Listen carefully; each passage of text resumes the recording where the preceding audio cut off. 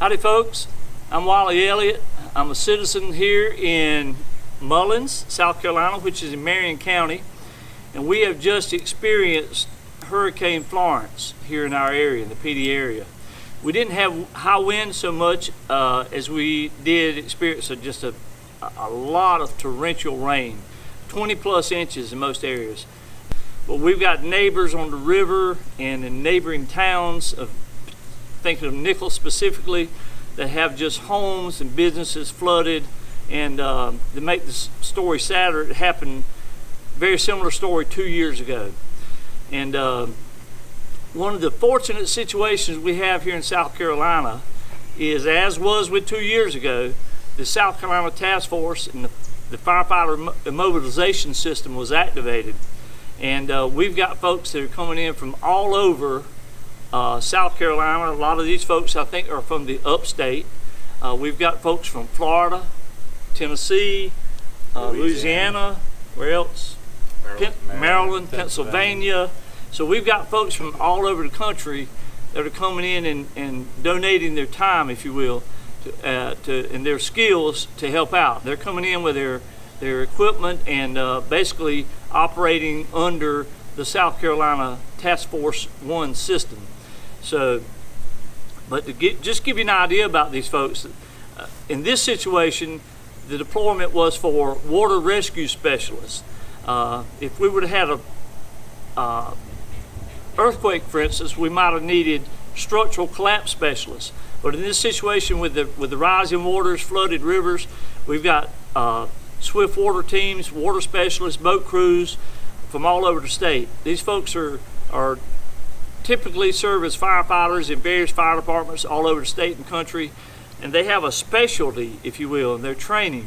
Again, this crew would be specialists in water operations, and they have equipment to support them in that, in their water rescue specialty. So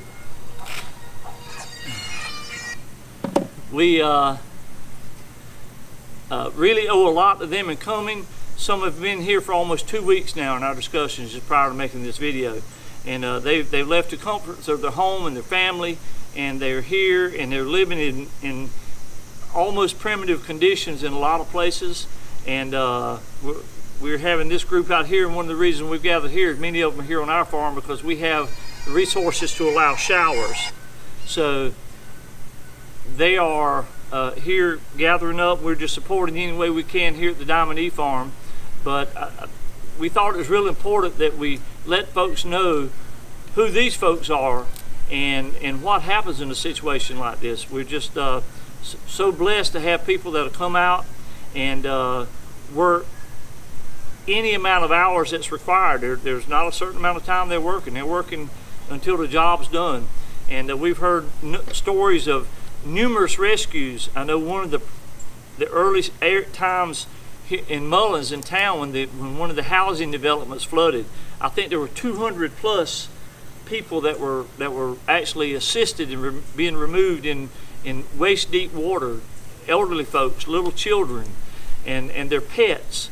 Heard stories today of the situation where goats at a farmhouse, and the goats were literally swimming and probably on their last opportunity for living, and the crew picked up the goats, rescued them just like anyone else. So we had this discussion earlier. This is South Carolina. It's rural South Carolina, and a lot of folks in South Carolina are just country folk in their heart, if you will.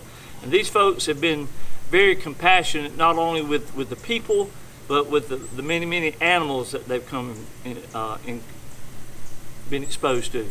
So we just really wanted folks to know who they were and where they're from and what they do, and to just educate you on the process of these people that come out, and when we're at our weakest point, they leave their homes and families and come and do what they do. So to all of you, we say thank you, and hopefully this has been a little educational for many of the folks that just don't understand what response folks like you do in emergencies like this. So thank you all very much.